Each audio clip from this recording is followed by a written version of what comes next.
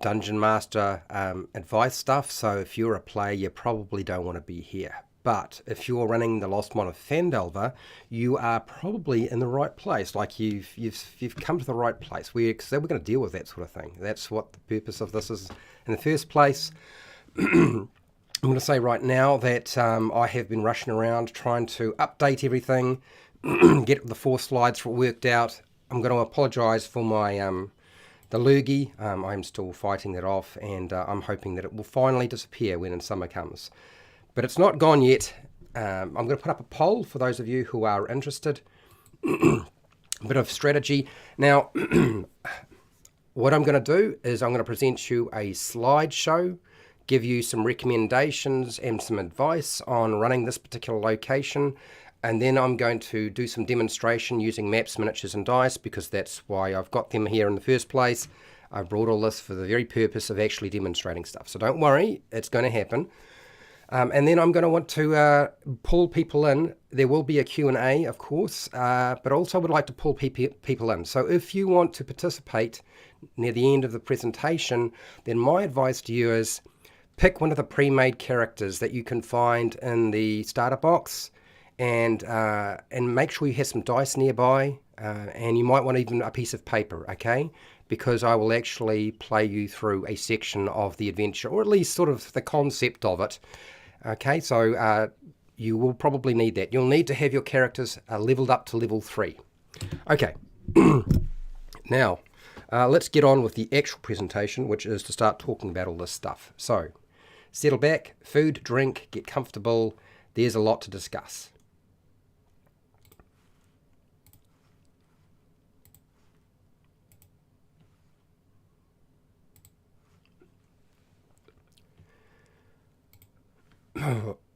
Pardon me. Hi, welcome to How to D&D. My name is Fred Wheeler, and today I want to talk about Dungeons and Dragons, because I usually do, but today the topic is about castles. This is the Lost Mine of Phandelver Dungeon Master Tutorial. This is Lesson 5, where I cover Craigmore Castle. For those of you who wanted some advice and explanation, that's what you're going to get. We are going to be covering the overview for today is finding Craigmore Castle and finding Gundren Rockseeker, the problems and solutions to dealing with a castle, the castle entrance, the trapped hallway, the archer post, the ruined barracks, the storeroom, the hobgoblin barracks, the banquet hall, the dark hall, the goblin shrine, the postern gate, the side entrance, the ruined tower, the guard barracks, the owlbear tower, the king's quarters, and of course miscellaneous recommendations. Now, with everything that I do, I always have objectives. I'm going to explain how to run this, and my advice will be hopefully giving you something that you haven't seen before, and I'm going to demonstrate a lot of this as well, and I'm going to give you an opportunity to participate by asking questions in the chat, but also literally participating with me. We'll see how that goes. We tried it last time, it didn't work too badly. Okay, anyway, if you don't know, D&D Beyond has been purchased by Wizards of the Coast, and you can now access the Lost Mine of Phandelver for free on their website. You don't have to pay anything. You get the adventure, okay? You get all of the high-resolution maps if you want them. You get all of the artwork, and you get all the stat blocks, including the specialized stuff. So if you wanted that, you can now access it, and it doesn't cost you a cent. Now, as you can see, the Craigmore Castle map is made up of 14 locations. For a modern location in Dungeons & Dragons, this is probably medium complexity to high complexity for a modern adventure. It's probably sitting somewhere in that vein. And so I'm going to break down each location for you today. But before we do that, there's a few questions we have to answer. And the first one is rescuing Gundren Rockseeker. That's right, we've got to start at the beginning. Did I miss a slide? I feel like I might have missed a slide. There's something weird going on here. Did I miss a slide? Rescuing Gundren Rockseeker? How do we get rescuing Gundren Rockseeker? That doesn't make any sense, does it? I'm just thinking about what would I be asking you to cover, and like I've missed like a whole chunk, big huge chunk. Somehow I've missed a whole big chunk. I apologise now for the fact that I seem to have lost a slide, and I don't know how I did that. But anyway, let's deal with the first step, which is apparently not what I was planning to do. I apologise, people. Finding Craigmore Castle to rescue gundren rockseeker. Now, Clark the Bugbear, the leader at the Craigmore hideout, can tell the party where Gundren is held prisoner. And you'll find information on page 8. This is getting them to Craigmore Castle so they can rescue Gundren rockseeker. That's what our whole goal is here right now. Glassstaff, the leader of the Red Brands, has information on the location of Craigmore Castle and Gundren, and he gets that from the bugbears in the guard barracks in Area 9 of the Red Brand hideout. And if you're wanting to have sort of a reference point, if you turn to page 24 to 26, you'll find the information is there. The bugbears in the guard barracks, as I just pointed out, it's not just Glassstaff, but I just mentioned them. As I said, the guard barracks in Area 9 of the Red Brand hideout. The bugbears would know the location of the castle if they are interrogated. So if they all get killed, they won't be getting interrogated. But if they are alive and they do get interrogated successfully, then page 24 will be a good reference point for you. Rudolph, the druid, I feel like I want to say Rudolph the Red-Nosed Reindeer, but the druid can provide directions to Craigmore Castle if asked by the characters. And you'll find information on that on page 32 of the adventure. Agatha, the Banshee from Coneybury, might tell the party how to find Craigmore Castle, and that is on page 29 of the adventure. And then finally, if they capture a Craigmore tribe goblin, they can also reveal the location of Craigmore Castle, because they would know where it is. And if you refer to page 8, that should help you. Okay, so that is the basics around how do we find Craigmore Castle, how do we find Gundren rockseeker, and how do we go about, well, starting the process of rescuing him. But unfortunately, it's a castle, and there are problems with running Craigmore Castle because it is a castle, and so I want to cover those. The worst conceivable quest situation is requiring a party to assault or infiltrate a ruined castle full of goblins and monsters. It's bad enough when they have to actually deal with a fully equipped, unruined castle, but even a ruined castle can be a problem if it is occupied. Craigmore Castle is actually the climax, if you ask me, of the adventure, not Wave Echo Cave, because they have a very slim chance of rescuing Gundren rockseeker. The castle is insane for level 2 or even 3 characters to deal with, unless they are very smart about how they play the game. If they just roam and rock in there and they don't think about what they're doing, they're probably going to have some problems. I find level 2 is probably the worst, obviously, and level 3 it's a bit easier, but they still need to be playing it smart. If they don't, they're going to wind up very, very dead. The number of enemies in the castle is extremely high, given the space that you're dealing with. And the player's characters will not be aware of this terrible fact. The fact that it's full of enemies. They don't know this unless they've done a bit of recon in advance before they enter. They may find out that the castle is very much occupied by asking the right questions from interrogating goblins or bugbears, but if they don't do that, they won't know. A single battle can create enough noise to result in the castle population descending on the party, while goblins can call for help and flee to get reinforcements, which means you wind up with a running battle where everything just gravitates to their location. A very small group of characters are at the greatest risk, obviously, but I have seen 3 experienced players butcher all of Craigmore Castle and its monsters with some great tactics and some very lucky dice rolls. So it can be done, but you've got to have the right group, and they have to be pretty lucky as well. Goblins and hobgoblins are treacherous and will lure the player characters deeper into the castle to bring the whole castle tribe into the fight with hit-and-run tactics, which they can do with their nimble escape. It's one of the features that make them very dangerous, the fact that they can get in and out, and they can do so as a bonus action. Okay, so those are a lot of the problems that you're going to be contending with when you're running this adventure. So what I want to do is I want to give you some... I want to give you some solutions, because This is why we do this, is every time I run this thing, is what are some solutions to solving a lot of these problems? Well, first off, I would allow for a clearance of about 60 feet from the castle wall to the surrounding forest. So you're probably wondering, like, how can they do a recon of the area and not be seen? So putting the forest about 60 feet from the castle wall is probably the best way to do that. So they can still do so from the cover of the forest. The top half of the castle no longer exists, which means there are 3 ways to adjudicate the castle roof.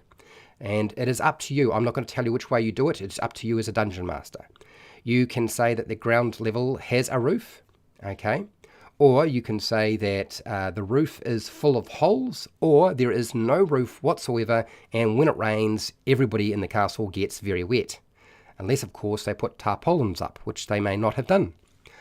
Older gamers will realise that their characters are better off to hire mercenaries to help fight. Now, you can do so for 2 gold pieces per day, okay, when tackling something like a castle. That means they could go back to Neverwinter and actually hire some mercenaries to help them with this battle if they wanted to. And you'll see references to this on page 159 of the Player's Handbook. Mercenaries that have been hired can help the party assault the castle, but they can also help infiltrate the castle. So they don't need to be there to just fight. They might actually just be there to help infiltrate, and if things go badly, then they've got a bit of extra muscle on their behind them. But it's not just about muscle. The mercenaries that I would suggest are the stat blocks taken from the monster manual for non-player characters, and they could be anything such as an acolyte, a scout, a guard, a cultist, a bandit, a tribal warrior. Any of those would be suitable. You'll find them on page 342 through to 350 of the monster manual. Anything more than that, anything more powerful than that, you're probably going to have to be paying more than 2 gold coins a day. Now, most starting characters at level 1 have at least 10 gold pieces. Your players probably have a lot more money because they have actually done a few jobs by now, and if they get here, they will have some wealth that they can spend on buying up mercenary help. Dungeon masters are recommended to make a list of each room, okay, the occupants in each room.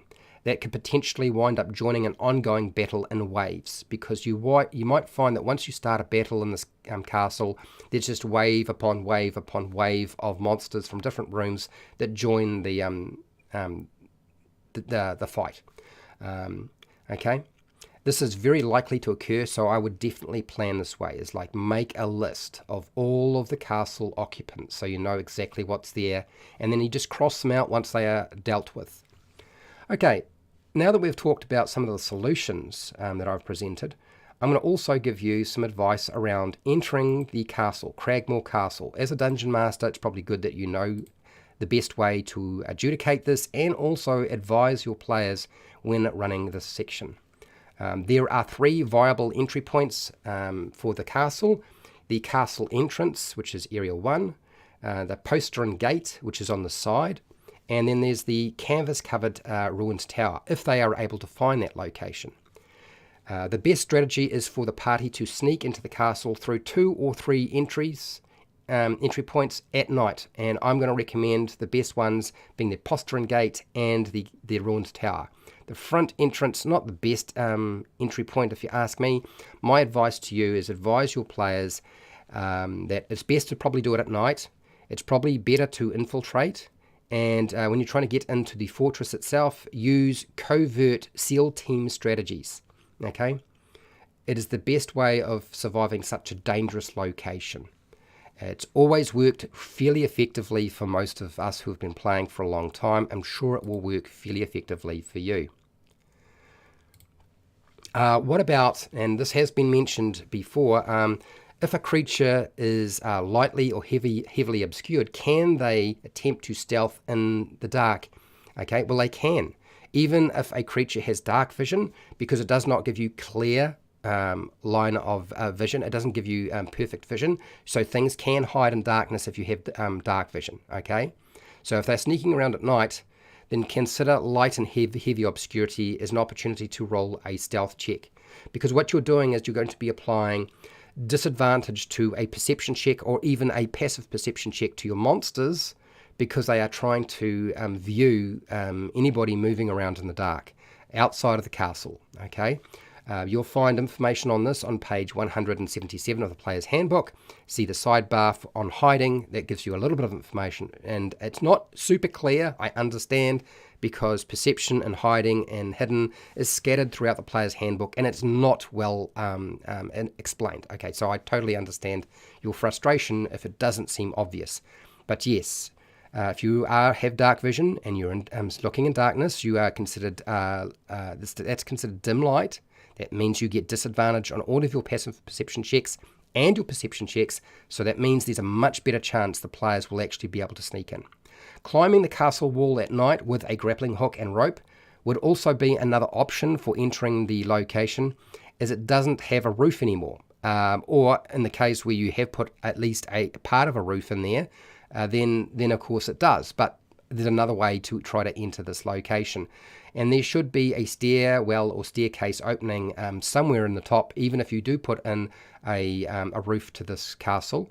There should still be an entry point at there, okay, because not all of the levels have remained intact. There should be at least 3 levels. That would be the ground level that remains, the second level that is no longer intact, and the top level where you would have the battlements. That would be almost completely gone, okay? The arrow slits are not a viable entry point because they are way too small, but player characters could look through them or listen for voices through those spaces, and moving into the rooms connected to them. So, like, if you want to actually sort of scope out the location, certainly listening and looking through those arrow slits could potentially be very useful, provided you don't wind up looking into the face of a hobgoblin or a goblin who just happens to be standing by one of those arrow slits. You've got to be very careful about this. Right, now it's time to go into the different locations. I'm going to apologize now. This is going to take a little while. There's a lot of information here. So I'm going to take a drink, take a deep breath, and we're going to go for this. Okay, here we go. Area 1, that's the castle entrance. The castle entrance, in my opinion, is for stupid players or very new players. It should be obvious that you shouldn't go through this location. It can be done, but it presents more problems. A frontal assault on the castle with goblins and hobgoblins hiding behind arrow slits is a disastrous idea. The castle entrance can be infiltrated by being quiet and quick, because the goblins aren't watching for intruders very effectively. It does indicate in the adventure that they are not paying a lot of attention to the front entrance. Now, deceiving the goblin sentries into letting the players' characters pass unmolested through the front door could be possible, but it's extremely unlikely to be successful without the right approach. So what is the right approach? The party would have to disguise themselves as Red Brand bandits, possibly, or even Glassstaff. This probably has the best chance of success, but that requires the players defeat the Red Brands first and discover the Red Brands are connected or working with the Craigmore tribe, and also that the Craigmore tribe and the Red Brands are working in league with the Black Spider, potentially. King Groll could be paid off with a large sum of tribute transported on pack mules or animals to release Gundren Rockseeker, as he's been renegotiating the price with Veriath, the doppelganger, at this very moment. So there's a chance to actually try to pay off and get Gundren back successfully. The only problem is that the doppelganger will try to sabotage this plan and may well be able to do so well before the players are aware, and could in fact replace Gundren Rockseeker with themselves. Like, you could wind up with Gundren Rockseeker being one of the doppelgangers, and that would be bad. If the players try to rally the townsfolk into laying siege to the ruined castle, they will find that commoners are not equipped or brave enough for such a risky task. It's quite dangerous. But mercenaries could be hired from Neverwinter and Waterdeep, as I kind of already mentioned.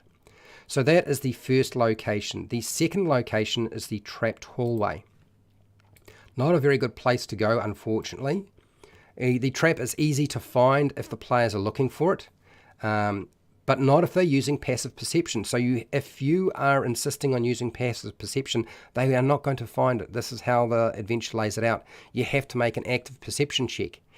So as Dungeon Masters, don't insist on using passive perception. Even if you don't want them to know what the dice roll is, and you want to roll a dice for yourself and then ask for their modifier, then do that. But otherwise, they wouldn't be able to find it using passive perception. They have to make an active check. The trap is intended to alert the castle monsters, and it's the worst possible path to take through the entire ruins. So unfortunately, not a good route to take. Player characters will rightfully be thrashed if the trap is actually triggered. So unfortunately, not the right route. It should be obvious going through the front door. You wouldn't do that, but some players, if you're starting off, may not be aware. So as Dungeon Masters, maybe advise them on some of the best strategies and practices when they're starting off. Right, Area 3, which is the Archer post. There are 2 in this location on this castle. The 2 Archer posts grant the Goblins a +5 cover bonus to armor class or AC when shooting from the arrow slits. And that can potentially wipe out a party, because remember, if the Goblins are using bows, their armor class is a 13, not a 15, because they're not wearing a shield. Then you add a +5 for the cover bonus. You now have Goblins with an armor class of 18 while they are shooting through those arrow slits. That makes them very dangerous. The Goblins can block the door to stop the characters getting in if they wanted to. A strength athletics check contested could be made between the Goblins and the player characters, or just use furniture. The Goblins could just push furniture up against the door, or use a door bar if you've decided there is a door bar to block the door. That would be fine. Recommend letting the players run away if they need to. If they find themselves getting absolutely hammered by these Goblin archers and they decide to run, let them run. Okay, otherwise they could easily be wiped out. Area 4. Area 4 is the Ruined Barracks. This is where we're going to find a few Goblins. The Ruined Barracks have 3 Goblin reinforcements that can be dispatched to any location in the castle when they hear calls for help. So if anybody calls for help, away they go. 1 Goblin will always try to seek more reinforcements. So instead of sending all 3 into the fray, you're going to send off 1 as a runner to enforce the rest of the castle that there is trouble. Does that make it more difficult for the players? Absolutely does. But it makes a lot more sense doing it that way than any other way. And we want to educate our players on the best way of dealing with a castle, and there is a way to do it. And you just got to be careful about things. Right, next. Area 5, the Storeroom. The Storeroom is an opportunity for the player characters to gain hit points drinking the brandy. Now, it seems like a really good idea initially, but unfortunately what's more likely to happen is they get poisoned, because the player characters, being poisoned for 1 hour, it's much more likely once you start drinking the brandy and you assume, I get some hit points back from that. Oh, good, I'll keep drinking brandy, and then they get poisoned. Okay, so the players won't know how much they can drink before it becomes a problem. So characters being poisoned for 1 hour, which is what this would do, is very bad. It gives you disadvantage on attack rolls and ability checks, which is pretty much all the dice mechanics in the game. And if you want to know a little bit more about being poisoned, and this whole idea, then look at page 292 of the Player's Handbook. Recommend only having 1 player character getting poisoned at a time, and this is to allow, if it happens, if somebody gets poisoned by drinking too much brandy, allow the other players time to change their mind. Like, okay, I just saw that Bob just got poisoned by drinking way too much brandy. I'm not going to touch it. Allow Sildar Hallwinter's armor and weapons. They're there to be collected. They are supposed to be the main benefit in this room, but the party will likely have better gear than what Sildar Hallwinter's gear is like. But you could at least collect that gear and return it to Sildar Hallwinter, or if Sildar Hallwinter is travelling with them, which is also possible, then he could then put this equipment on if you haven't already given him something that's better. Area 6, which is the Hobgoblin Barracks. So let's transition over there. There we go. Okay. The barracks have 4 well-trained hobgoblins that stay put unless there is a goblin called for help. Okay, this is in Area 6. The Hobgoblins are the greatest threat, frankly, as far as I'm concerned in this area, with their martial advantage and their better armor. They have much better armor than anything else. If you want to know a little bit more about Hobgoblins, look at page 186 of the Monster Manual. Frankly, they're pretty scary and they should be, because they are a military race essentially. Although they're trying to change that, I believe now. If a player character proposes aiding the Hobgoblins and killing the bugbears, this might actually work. With a good enough bribe, such as the castle is claimed by the Hobgoblins when they succeed, well, then the Hobgoblins may not actually attack them, and there's a good chance that they may not assist them, but they certainly may consider not attacking them. So yeah, you could bribe Hobgoblins to do that, because bugbears are usually quite authoritarian, and they're not nice to be working for, so Hobgoblins be all about getting rid of them if they can. And that includes King Groll. Area 7, the Banquet Hall. There are 8 devious goblins here, but killing the leader is the secret that the players' characters need to figure out to ensure the rest will flee the castle.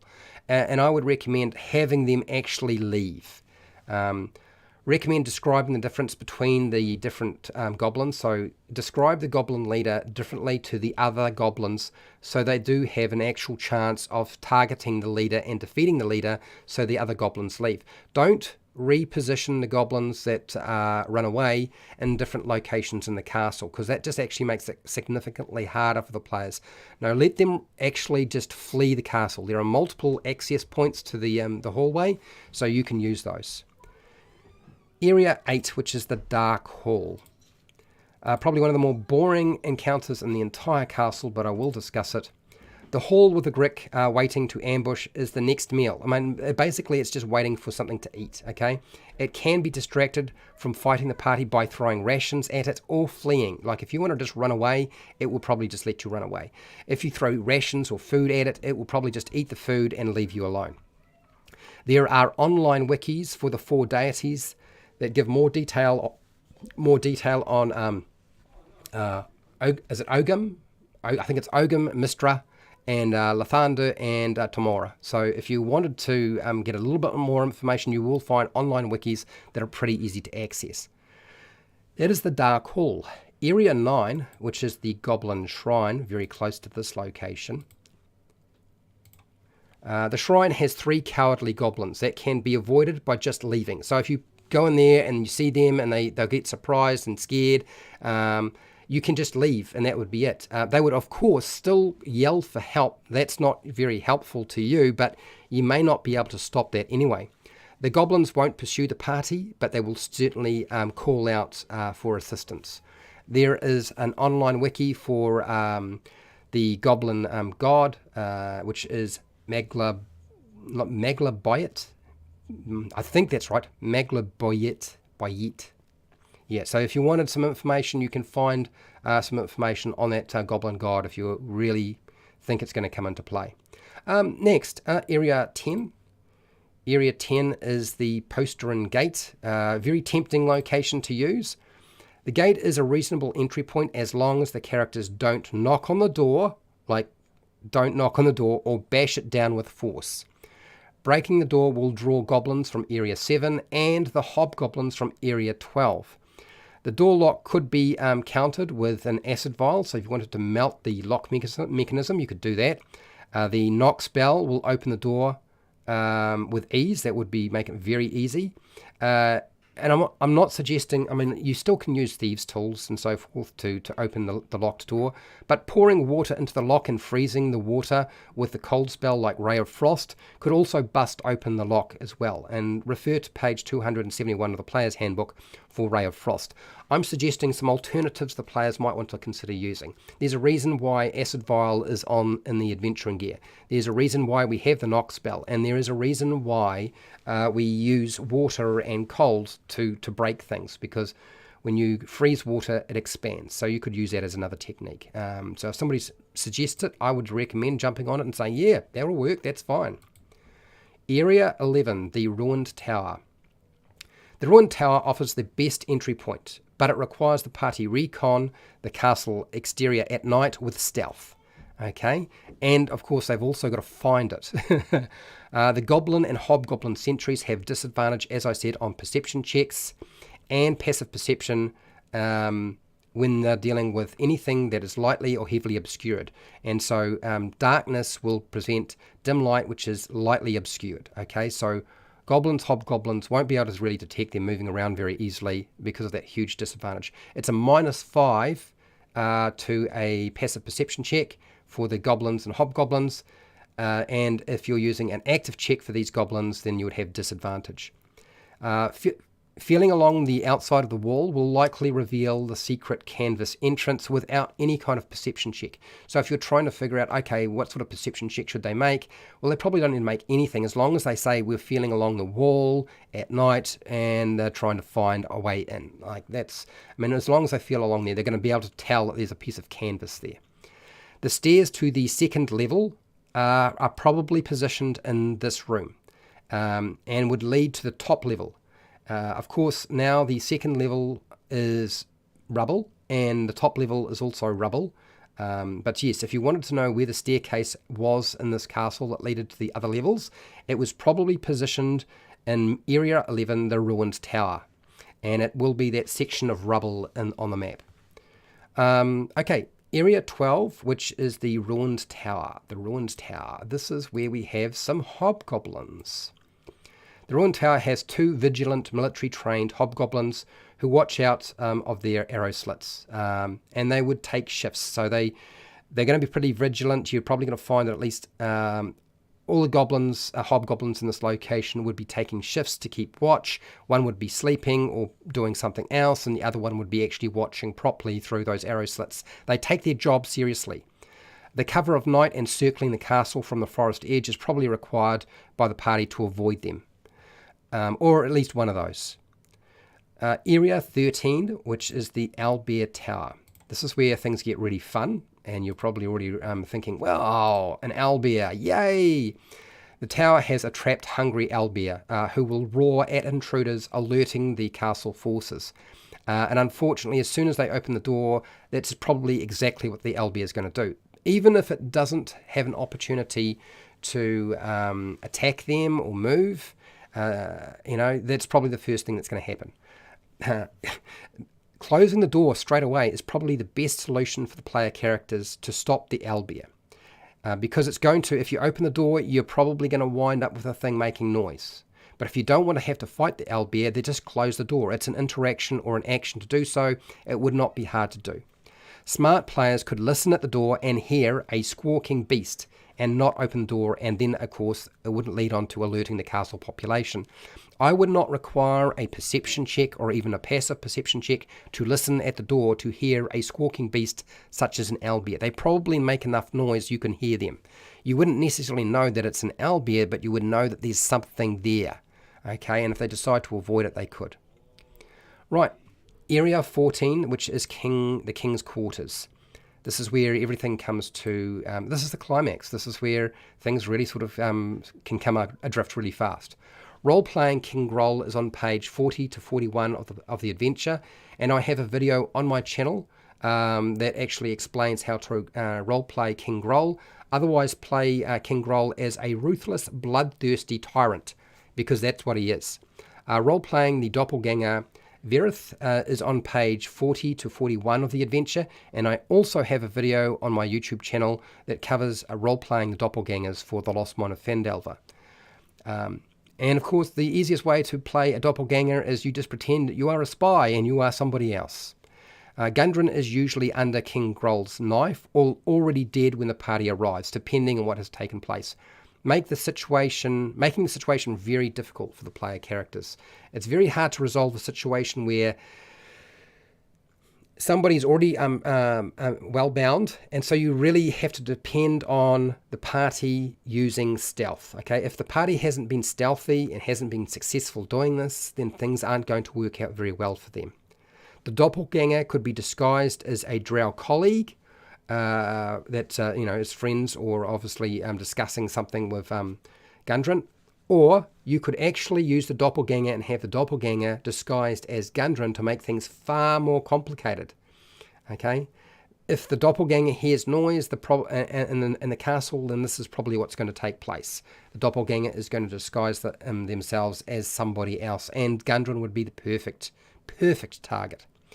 Gundren might have been killed or hidden in the room before they arrive, and the doppelganger, as I said, could disguise themselves as a dwarf. Right, some recommendations, some miscellaneous recommendations. I do actually have quite a few. I'm going to apologise now that there are so many different recommendations, and I'm also going to take a drink of water because there's quite a bit to cover.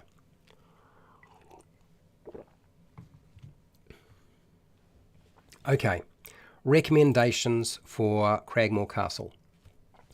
The returning warband is overkill, and better to use only if the player characters have taken a long time to deal with the castle, or they have been resting during the exploration of the castle, or for a large group of player characters that haven't been challenged by the castle.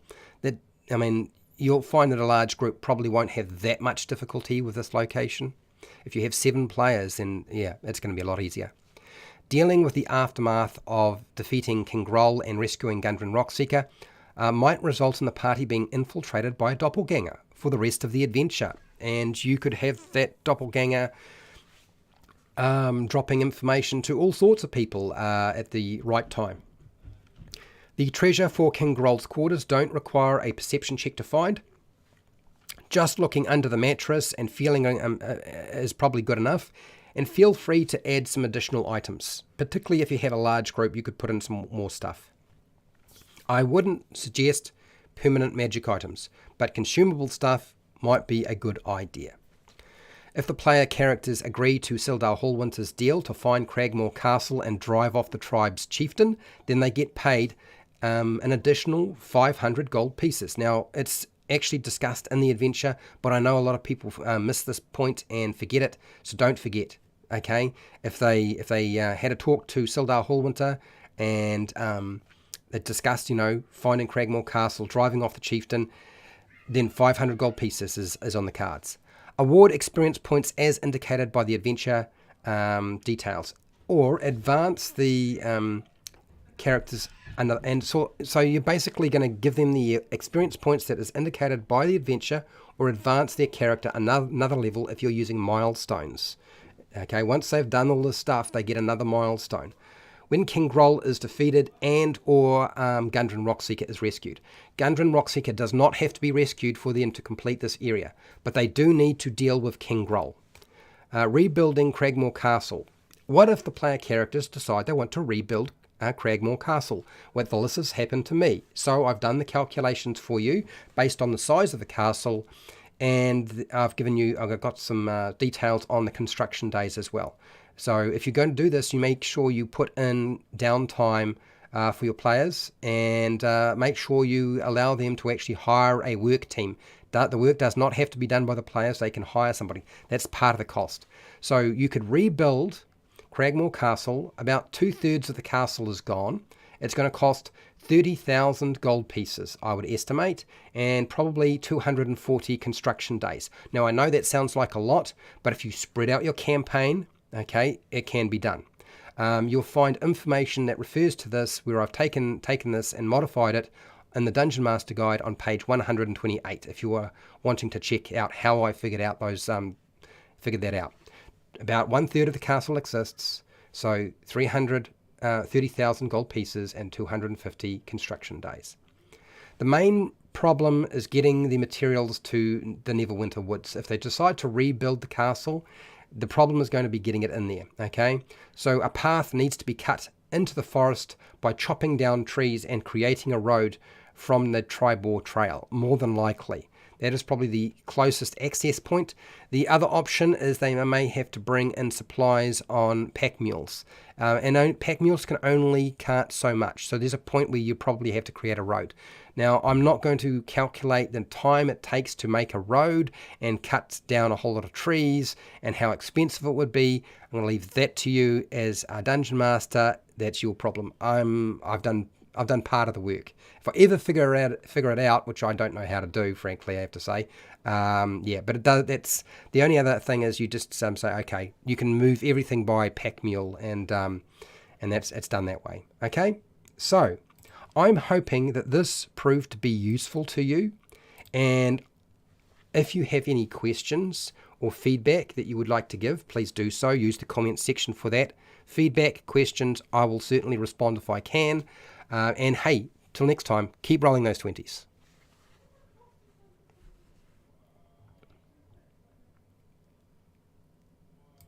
Okay, moving back, it's time to go to chat.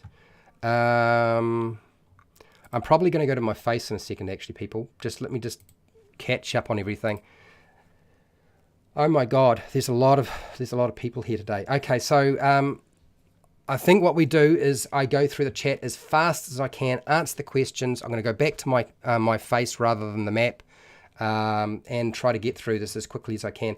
For those of you who want to actually try to infiltrate the castle, I will kind of do that with you today. So just go hashtag and write down which character you would like, whether is it the wizard, rogue, cleric, or fighter, okay? And then tell me if you want to do this, okay? And we'll try to do something like that today. I still want to do some demonstration as well. All right, so now where am I? Let's go to my face. Hello, people. How are you? Okay, let's deal with the face cam for now. Hello. So first off, hello Dinomancer. How's it going? Dinomancer is a patron and supports me doing this class for those of you who need it, and I really do appreciate it.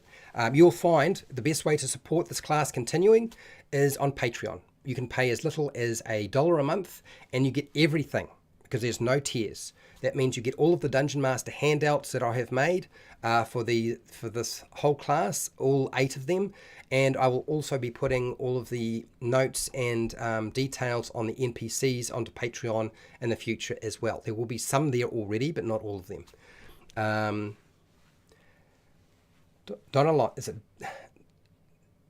Donnie Lion, how's it going? Hello, welcome. Nacho Man. Hello, Nacho Man. Nacho Man is also a patron and supports me running these classes. Spirit Wolf, 1966. How's it going? And all I have a little time. You have a little time. You're working, I'm assuming. Yes, I ran the Red Brand Hideout last week. We will roll back round to the Red Brand Hideout in the future. About 7 or 8 weeks from this time. Okay, so for those of you who didn't know, this class goes on. It doesn't stop. It's not like it's 8 weeks and then that's the end of it. We just roll back round because people have new questions, and I built this for people who are new, completely new Dungeon Masters, and people who are coming back into the game and need to ask questions and they don't know who to ask. And this is the fastest way to get your answer is through the live chat. Okay, any villager will point the party to the Red Brand Hideout. Yep, and then then any bandit can know that a dwarf has been captured in Craigmore. Yeah, okay, yeah, could be. Okay, thank you, Spirit Wolf. I know you had to pop in and out. You've probably already gone, but yeah. Okay, let's see what else here. What am I? You had a player who's a bit of a psychopath, started chopping up the red brands and feeding bits of them to the Nothic for information. It's a very clever idea, though. It's sick, but it's still a clever idea.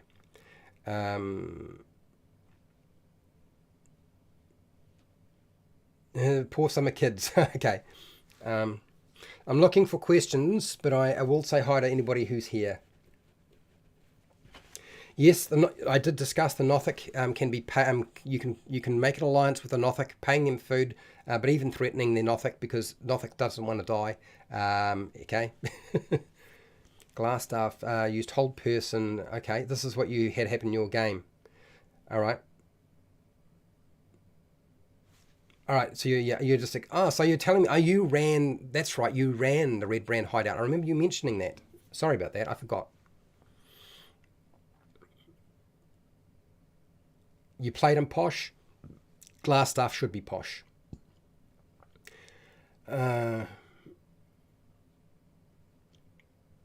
Yes, you could. You could use Sildar Hallwint on the front line. He's certainly a frontline fighter. I don't think he would survive for too long if you get to higher levels unless you make some adjustments. You can treat Sildar Hallwinter as a warrior for if you're using the sidekick rules. That's probably the best way to deal with that. There's always a disgruntled monster. Yeah, looking to settle a score and cause chaos. Absolutely. All right. Okay. I got that. I see that. Okay, right. This is just a lot of feedback here. I'm trying to get through this. Nacho, man, you're telling me everything.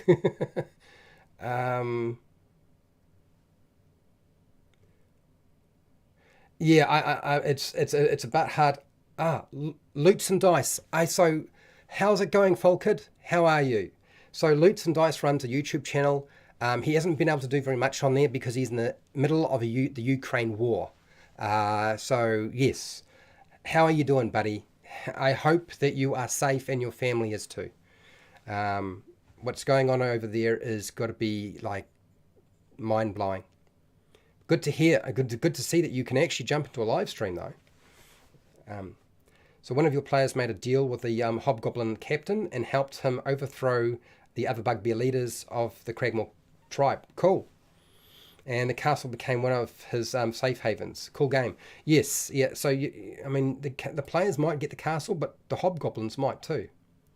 Nacho man. I was reading Stormwreck Isle and liking how they did the owlbear encounter. It has a whistle around his neck, and the players can do a strength check to grab it and an animal handling check to calm it. I might use it. Okay, all right. That's a clever idea. So somebody's actually trained it to do a word, respond to the whistle. Very clever. Okay, all right. Oh, you could put the whistle on around one of the necks of the hobgoblins. Yes, that's a good point. I like that idea. Okay, Big Clue. Hello, Big Clue. How are you? Your question.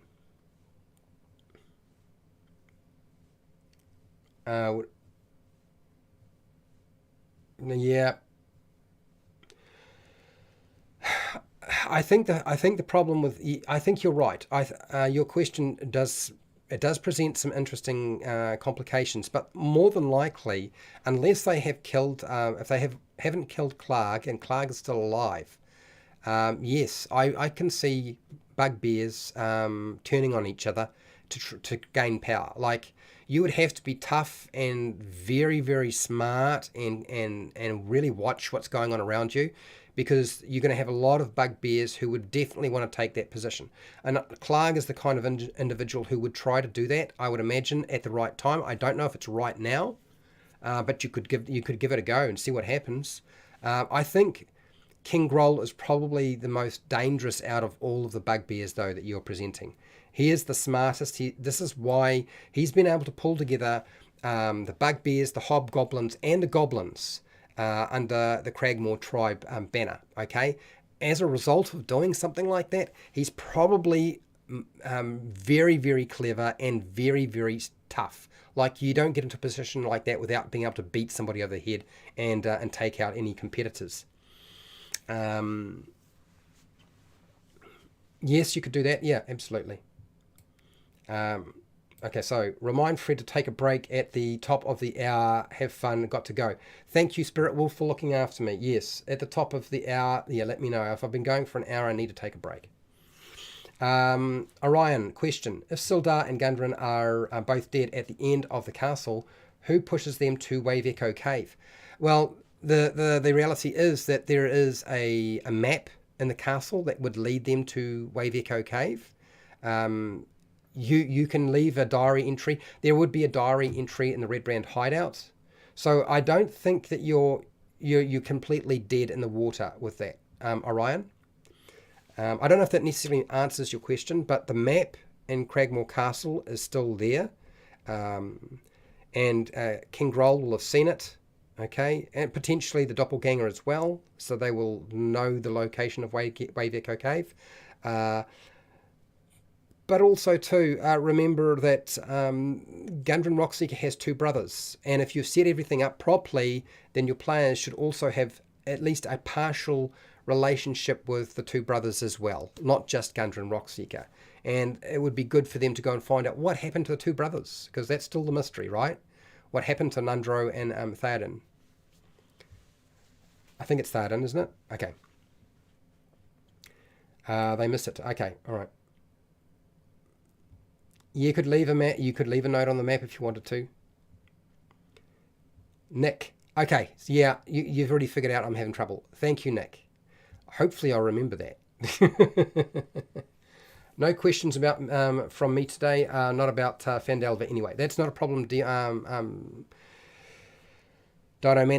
Not a problem. Okay, big clue. Thoughts and praises to the people of the Ukraine. Yes, they're doing very well, and all the best to them. Hello, Matt Nelson. Nielsen.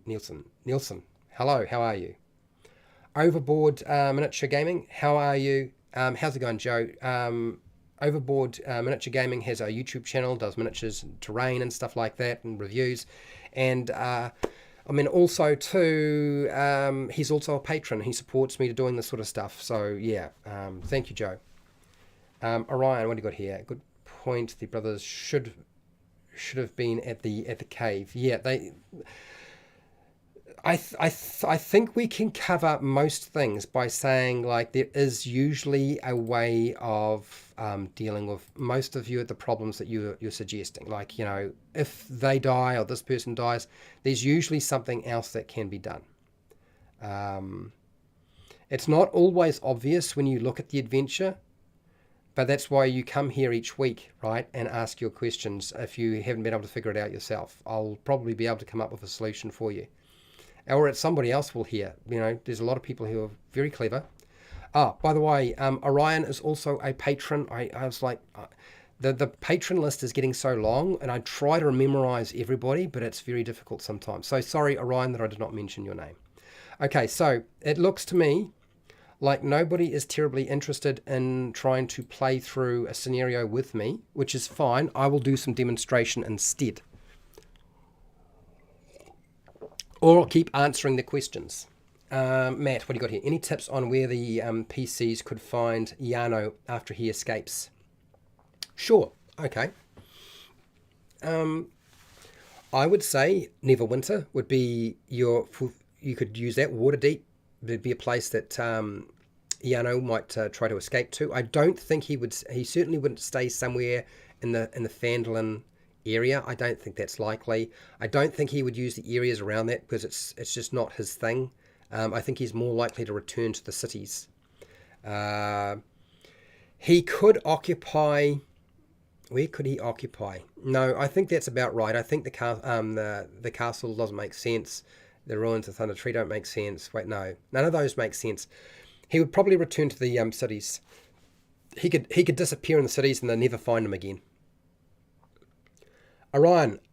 Okay, Arsenal Jamie 22. Okay, so thank you. I would like four people today, people. Right.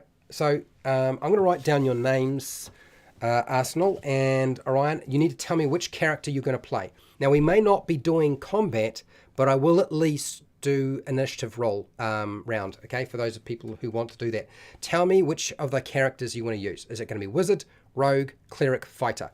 Remember, I need 4 people. Don't be shy, people. It's not required here.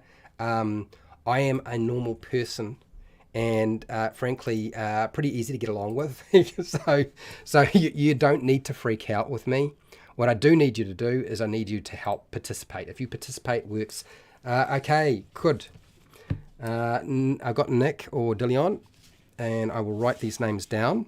And you're going to tell me which character you're going to run. You need to be quick about this, people, so we can actually get this done, so people can actually see what's going on.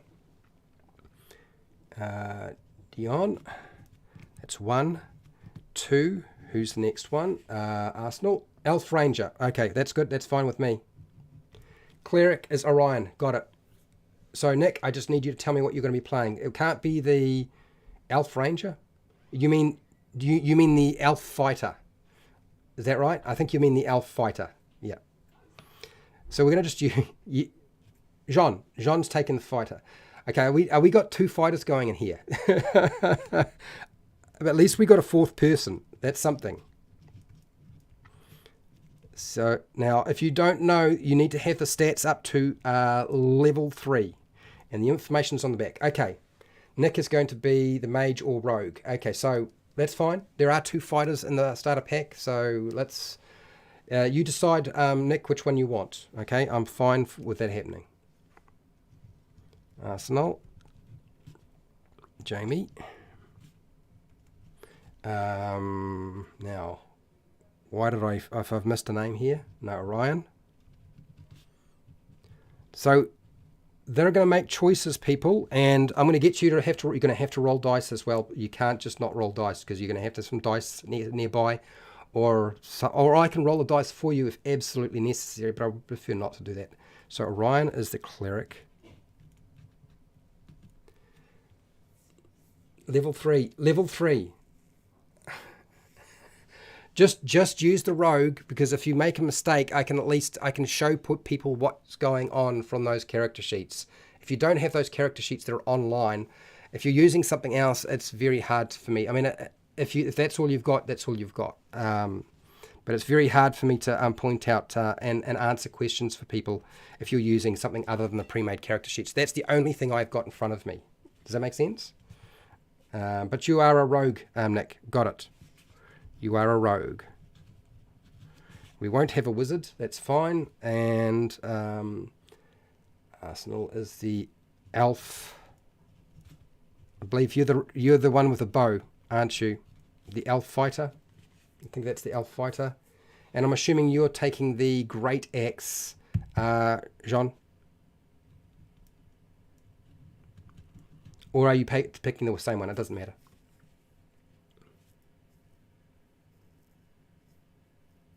You don't have anything prepared on paper. That's even better. Don't pick Hugh.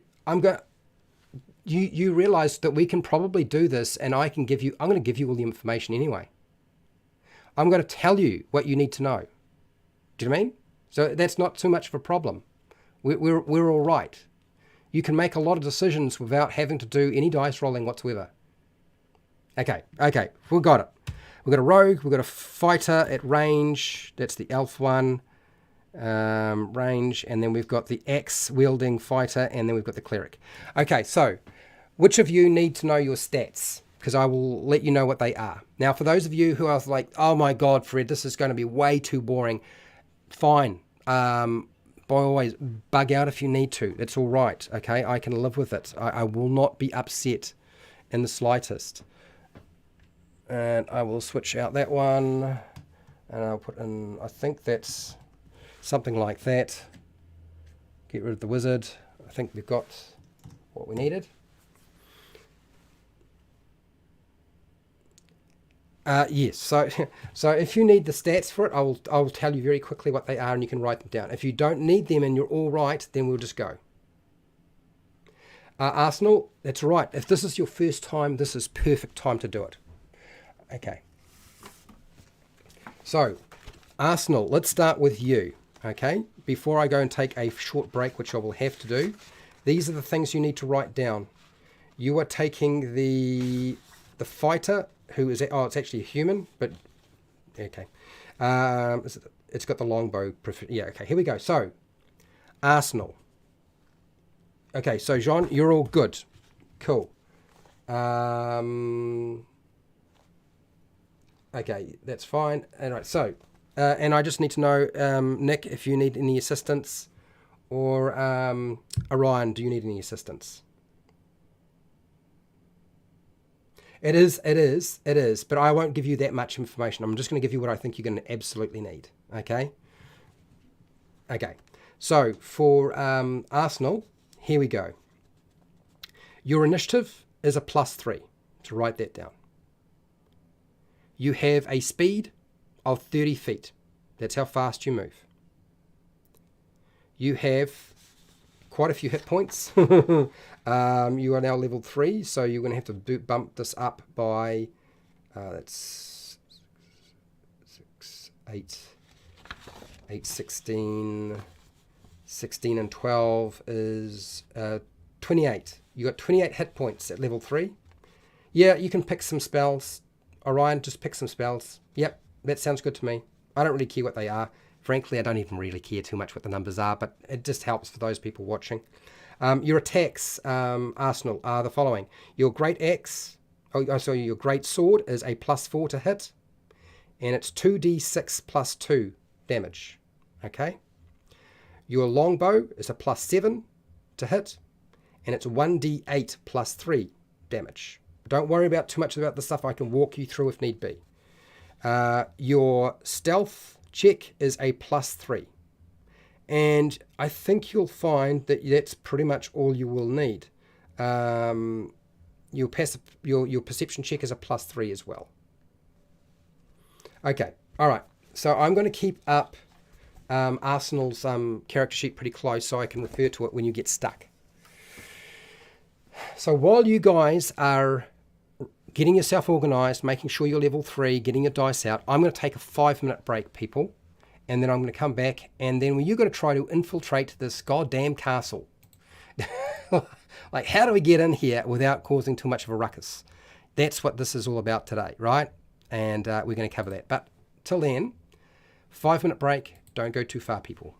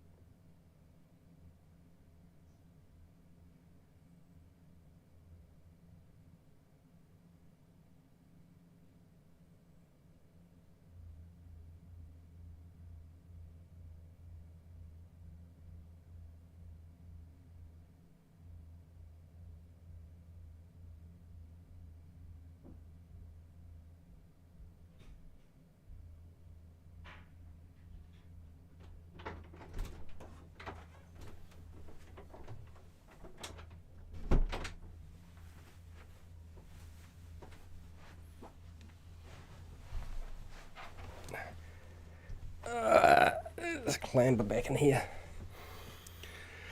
I have to move some dice around.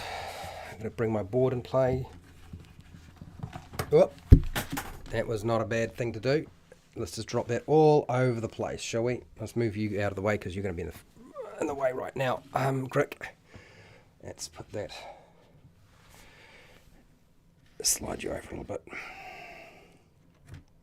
Okay, that's pretty much in the center. That deals with a lot of that sort of stuff. We'll deal with that later.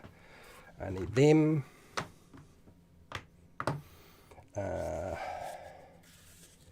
And I will need potentially that, but we'll see how we go. We'll see how we go. Okay, good. Right. I'm switching back over to my webcam. And I will be presenting you with a, well, your problem.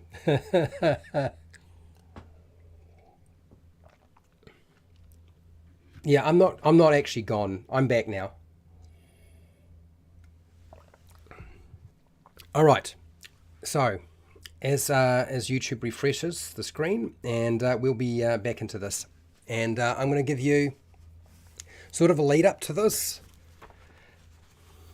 and Let's go there. Okay, so there is going to be some maths written up on the board, people. This is a whiteboard. I have more than one, so I can actually show you stuff as I go. There's a reason why I do it this way, okay? All right, so first off, you make your way, after you have dealt with the red brands, you find out that Gundren Rockseeker is actually being held in a castle. And after interrogating some goblins, some hobgoblins, some goblins, some bugbears, and you discover that you know where the castle is, and you know that Gundren is, the last time anybody knew, that's where he was. And so you make your way through Neverwinter. It's quite dense, and you'll find yourself having to fight your way through, chopping away some of the branches and leaves and so forth. But eventually, you actually come to the location that you were that has been indicated to you by the goblins on a map that you asked them to draw. And so you have found the castle. This thing looks like it's very worn down. It's ruined. You can see the top half is gone. Most of it is sort of crumbling, but the bottom area still exists. The castle has, from where you can see there's definitely a front entrance. The entrance itself, the door is broken and busted down. There doesn't seem to be any life as far as you can tell. You're on the edge of the forest and about 60 feet across the clearing. This is where the castle is positioned. So I have my first question to you before I go anywhere. You're allowed to ask me any questions you like, okay, people? Even people who are not playing the game, even if you are not one of the 4 characters that are playing right now, you're allowed to ask questions, people. I want you to ask questions so I can answer them. That is your problem. What would you like to do? You tell me what's the first thing you would like to do, and then I will respond. And for those of you who are running this for the very first time, try not to give them too much information. I just actually presented about 1.5 paragraphs, and feel free to break it up so that people can ask questions as you go. That's fine, Arsenal. Animal friendship, cure wounds. That's like, you know, you're playing a fighter or ranger or something like that, is it? I'm not totally sure what you've got going on there, but yeah, I'm not too worried about what you guys have got. Okay, if you need help, I will help you. So what would you like to do? You see the castle across the 60-foot clearing. Listen to the doors, entrance. Okay, listen. Okay, so I have a question for you. If they're going to go and listen at the doors, are they going to listen at the front door? Because the door is gone. Do you know what I mean? Jean, what's the weather like? And we use the front entrance. Question mark. You can use the front entrance, or you can do something else. You could go around the forest edgeway and check the entire outside of the castle from the forest if you like. You can go out to the open and check it from that way if you want to. It's up to you. It's the middle of the day. The weather is overcast. Oh, actually, no, it's a fine day. It's very hot. I'm saying this. Do you know why I'm saying the weather is this? Because it is hot outside right now, and I'm cooking in my office. So for you, it's a fine, hot day, and the sun is bright and shiny. Barkskin, that's fine. You're going to cast Barkskin on yourself if that's what you're doing. I don't know what's going on there, Arsenal. You keep typing one thing in. Okay. The wall looks open on the north side here. Well, you can see the castle from the west side. You're looking at the front of the castle. So if you want to go around the outside, you can. Does that make sense, John? I guess I would hide and try to get a look around the castle to notice what we're dealing with here. Okay, Nick, that's fine. You can do that. Jean, if you want to go for the front door, you can, or you can stay with Nick. Okay. On the player map. Right. Okay. All right.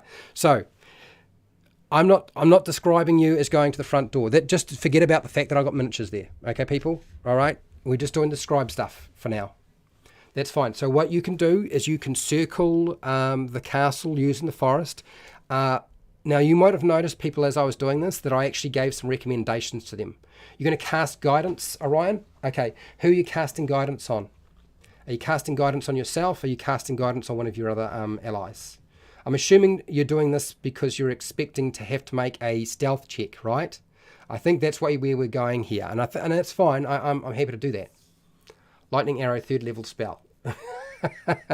You're a 3rd level character. You wouldn't have 3rd level spells.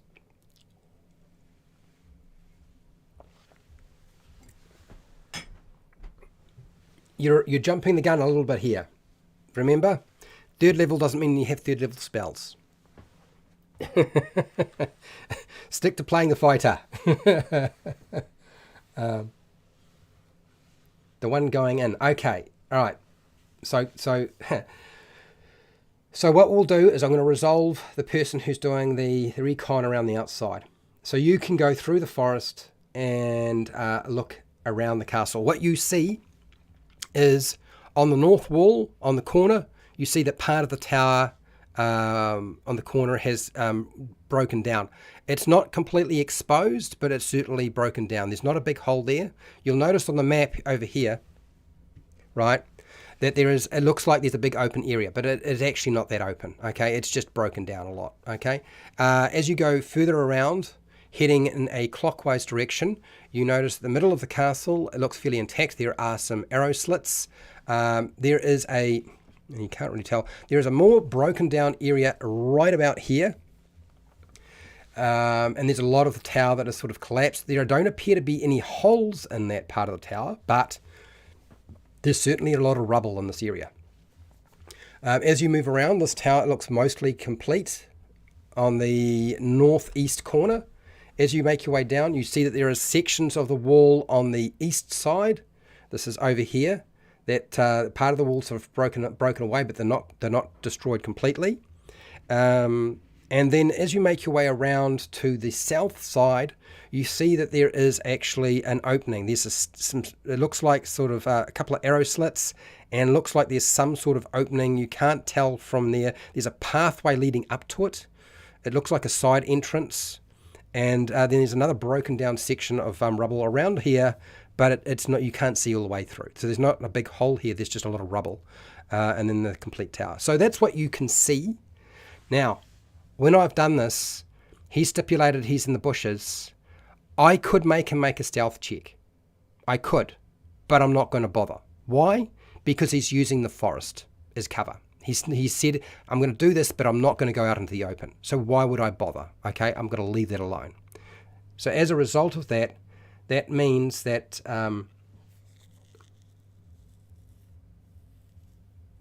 yeah. So as a result of that, that means that skirting it, Nick has actually collected quite a lot of information by doing things the way that he suggested. Now, Jean.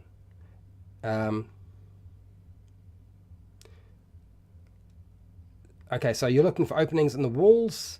All right, so Jean, your character, you are playing the fighter with the axe, I believe. What I want to get you to do is I want to get you to make a stealth check. Now, you can still make a stealth check if somebody can see you. What we're dealing with is not so much whether you've been seen or not, because there's no, it's an open area. I'm not going to give you disadvantage, but I want you to make a stealth check. A stealth check is your stealth modifier and a 20-sided dice roll, which I'm sure you already know. Okay, make that that check. I'm going to be comparing this with the passive check. Okay, the passive check for our goblins. The passive check for our goblins is just a 9. It's very, very low. I'm not applying disadvantage because this is in the middle of the day. Okay, you want to pick the path to the north, if I can. Okay, and stay clear of the rubble between sundown. Okay. So this is what you've decided to do. Yeah, fighting style is archery. That's right, Arsenal. Your fighting style is archery for your character. Yeah, the far north looks promising, and so. But John, you said yes. You want to. If it's still daylight, you want to pick a path to the north side, if I can, and stay clear of the rubble before sundown. Okay, so I'll get you to make your stealth check, and I will be using the passive check of my monsters. And on that side, we're dealing with, we're probably only dealing with the goblins, because there's no way for the hobgoblins to see out on that side. Okay, so if you're coming from the north side, the only goblins that might potentially see you are monsters are the goblins here, and they're not necessarily doing a particularly good job, right? So goblins, passive perception, middle of the day. If it had been night, it would be like instead of a 9, it would be like a 4. Because it would be -5 because of the darkness. Depending on what the party wants, I'm just going to look and, okay.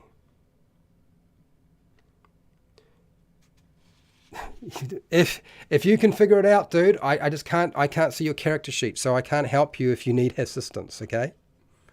All right. So here we are. That is the goblin's passive perception. So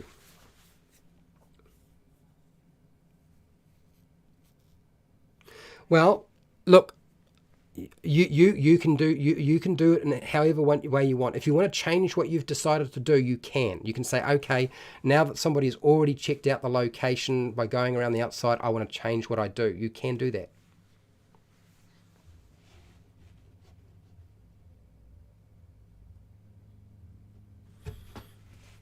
Does that make sense?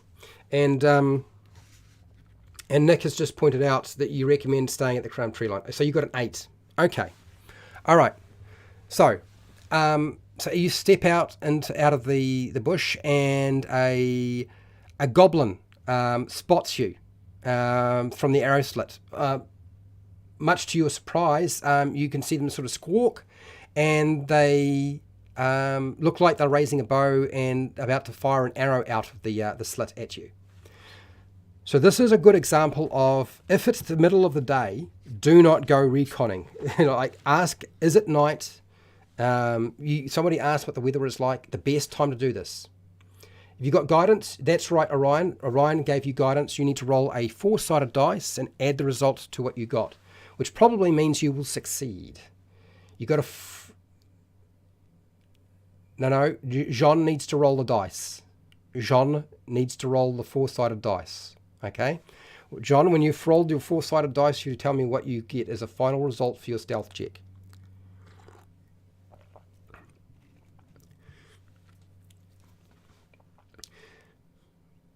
You roll a proxy for it. Yeah.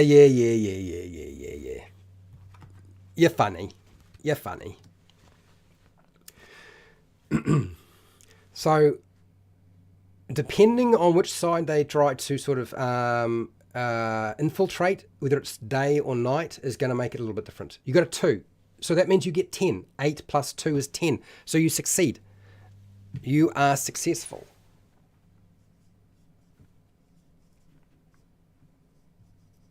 $10. Well done. Good job. Now tell me, Jean, you are now by the... You can move up to the castle wall. What would you like to do along the north side of the castle wall? Okay, you describe and tell me what you would do. Sweeping, sweep sweat from forehead. Nick, yes, it's a stressful time. Good that you reminded him that you have guidance going. Very, very helpful. The right time to do it.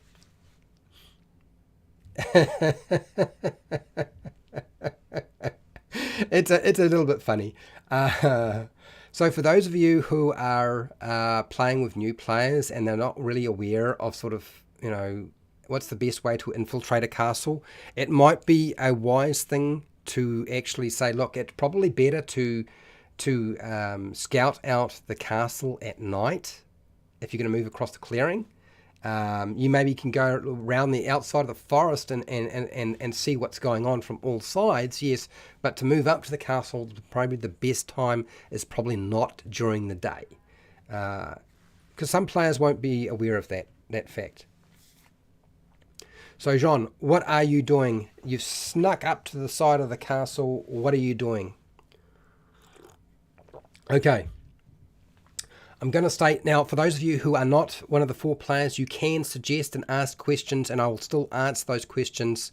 But I won't have you make them do stuff with their character. Only those 4 people can do stuff with their character, but you can definitely make suggestions. Okay, so Arsenal is sneaking up as well, and he got a 17. Okay, so it looks like Arsenal's coming with you, mate. Okay, so what do you got here, Jean? I'm going to stay hidden and quiet and start pulling rubble to see if there's a chance it can be moved to make a path in. Okay. All right. Now, I could make him make another stealth check because he's moving rubble, but I'm not going to bother. Sometimes it's better just to roll once to do a lot of different things. If you really feel that it needs to be rolled multiple times, you can, but sometimes it's just not worth it. So Arsenal is there to help you, so you have assistance. It'll be a bit quicker and faster since he was able to sneak across the opening. So that'll make it a lot easier. As you're pulling rubble from the north side, it becomes obvious that there is a section of the wall that is not intact and not made of rock. In fact, it feels squishy like it's a tent. Okay? And it seems pretty obvious to you that somebody's put up some sort of material or canvas or cloth over part of what must be an opening in the side of the castle. Yep. Orion, what do you got here? If playing in person, put a D4 in front of a person so that you're... Yes, that's right, exactly, Orion. If you are playing in person, putting a 4-sided dice in front of the person who has guidance to remind them is a very good idea. Yes.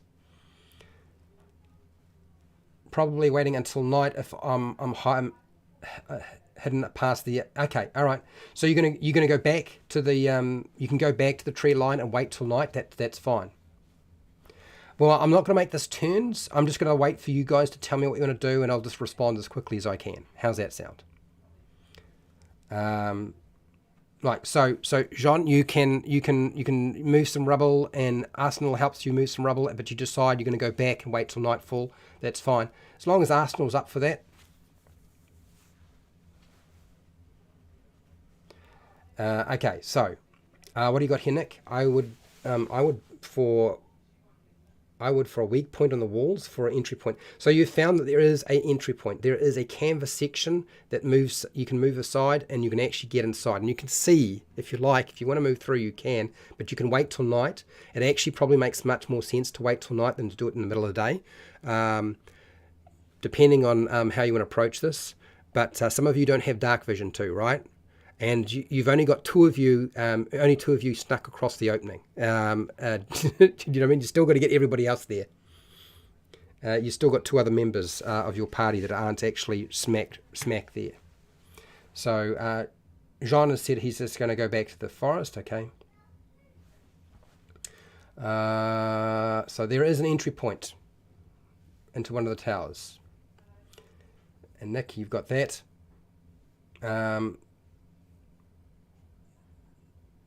Even higher up if I can see a climbing route.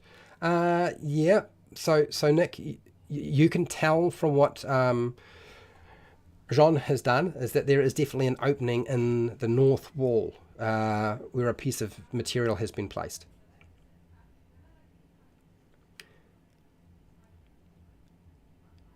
Okay, so you're going to wait there. Okay, so you don't return to the forest. You're going to stay put and keep an eye out. Okay, good. So you've got 2 people there. What are the other 2 doing? Are you guys coming across or not? If you do, you'll need to make a stealth check. Okay? You won't have disadvantage. You just need to make a check. And yes, you're aiming to get more than a 9. If you can help that, that would be good. If you don't worry. We'll start rolling initiative. Okay, so where are we? You're holding position. So Orion, you're going to stay where you are. Got it. So you're staying in the forest. Understood. You could go to Neverwinter and get assistance if you wanted to. Arsenal wants to go along the side of the castle to find an entrance. Well, you have. As I said, Jean has already found an opening, an entranceway in. Okay.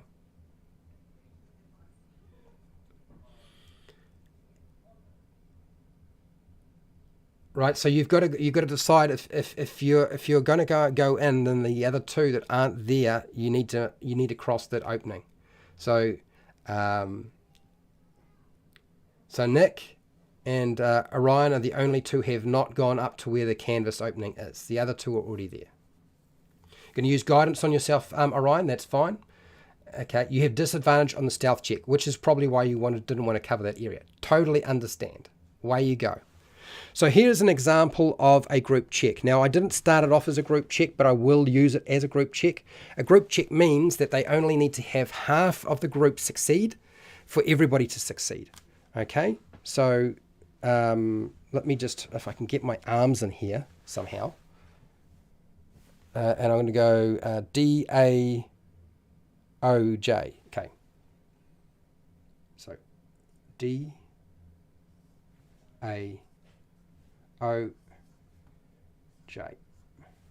Dash, dash, dash, dash. Okay. Arsenal got 17. Jean got a 10.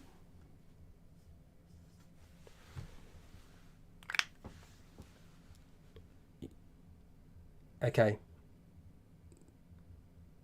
Okay, so you're trying to nod. Okay, so you're crossing.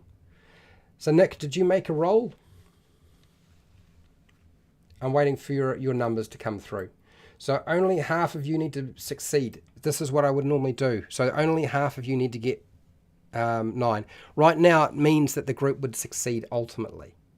Okay, but I want to get the numbers down so I can sort of show people in the live chat. Okay. Overboard, I'm trying to play as the owlbear. I let out a roar. I'm hungry. Orion, I can't use guidance twice. Then no, you can use. Well, you can use it, dude. It's not going to be a problem. Okay, so Nick got a 22. Holy Jesus, 22. So this is a success. Because 22 is more than 9. 9 for the goblins. 17 is greater, so is 10. So it really means, Orion, you could stuff this up and it won't matter in the slightest. But give me your number when you get a chance. So you all do make it across the opening. You get a 4. I'll mark you down as a 4 if you like. Not a problem. If you want to change the number, you can. So that was 1 failure out of 3 successes. We only needed 2 successes. Half the party needed to succeed. This is called a group check. We're doing a group stealth check. You can have group checks for anything under the sun. So 4 is the number. That's fine. That's fine. Okay, so you are now by the opening where this canvas has been set up by the ruins or rubble. You can look inside, and I will probably assume that you are going to do that. Leave the animal companion at home, Arsenal. No animal companion today, okay? This is hard enough to do online. We're leaving the animal companion at home, okay? Yeah, minus 1, yeah, it's going to be pretty rough, Orion. But it doesn't matter because everybody... So the concept is whoever scores really well lifts anybody who doesn't do very well up and improves their score, okay? So you don't have to worry about one person failing. It doesn't matter. Okay, the ruined tower. This tower has an almost completely collapsed section on it, although the ground floor has still a little opening, which you've just come through. There are rotten crates and barrels here. Some sort of provision used to be stored here at one point. There's the heavy curtain you've just come through that's crumbled away to the south. Crumbled away from the south? No, it's not the south. Okay, but there are some openings and passageways from here. Okay, you can go from here. You can see that there is some sort of curtain that's been set up on the south wall, and there is a door on the east wall that is closed. Okay, so I want to know what you're going to do now that you're in the room and you can see what's there, or you can at least see there. You can move into the room. Tell me if you move into the room. Tell me what you're going to do. Okay, so Arsenal. You don't make a stealth check unless I ask. You've already made a stealth check. You got a 17 before. Don't need to roll dice until I ask you to roll dice. One of the things you'll find with your Dungeon Master is they don't really want you to roll dice unless it's absolutely necessary.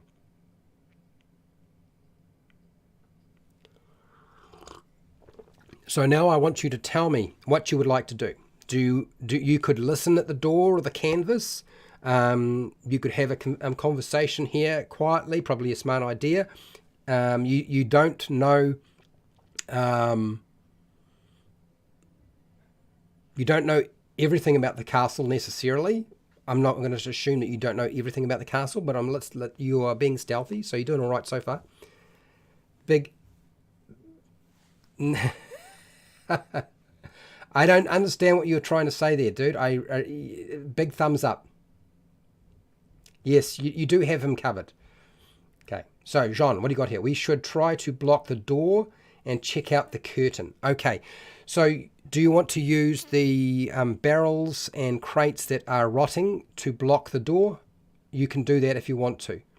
Okay, I'm assuming you're going to do this quietly. If you're if that's what you're planning to do, then you can do that quietly and block the door. Between the four of you, you should be able to do that quite quickly, so it won't take very long. A few seconds, more than likely, to move everything quietly. It's not going to take you long. So you can block the door. The door is blocked, Jean. So you can now check out the curtain. Does somebody want to just peek through the curtain, and I will then let you know what you can see from there. Can you hear anything? Okay, right. If you're listening at the door, you don't hear anything. You can't hear anything if you listen at the door. If you listen at the curtain, you still don't hear anything. Now, for those of you who are wondering, why have I not got them to make a perception check? To give you an idea, while I've been doing this live stream, have you been able to hear my niece and my family outside this door? Okay, think about reality. You probably don't need to worry about that. Okay, you only get them to make a check if something is going to be difficult to actually notice. And most of the doors, the interior doors, are wooden reinforced with iron braids. They are not stone doors, so you would be able to see through them, break them down, and listen at those without any problems. So you can listen. So you don't hear anything at the door, and you don't hear anything from the curtain. So you would have to look through. Okay, Jean, you're going to try to hold it closed. You can do that. No, overboard. You don't get to Leroy Jenkins them at all. We're not Leroy Jenkins nothing today.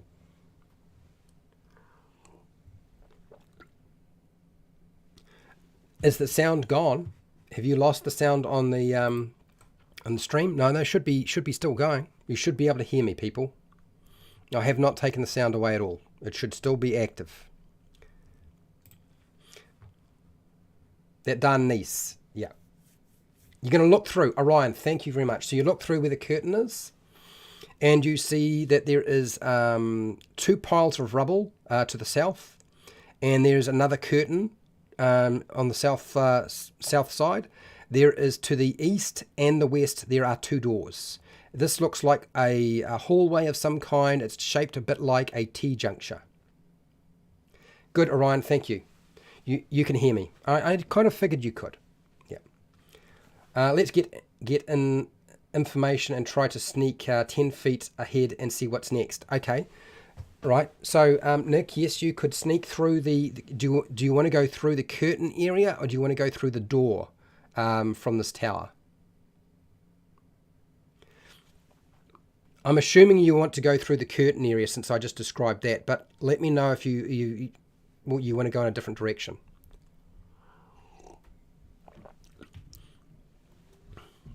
Oh, boy. I will move this out of the way too so that you can kind of see what's going on, people. We'll put this down when I need to. So let's move that out of the way.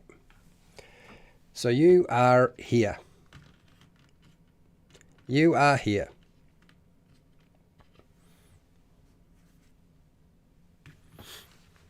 Through the curtain. I thought, okay.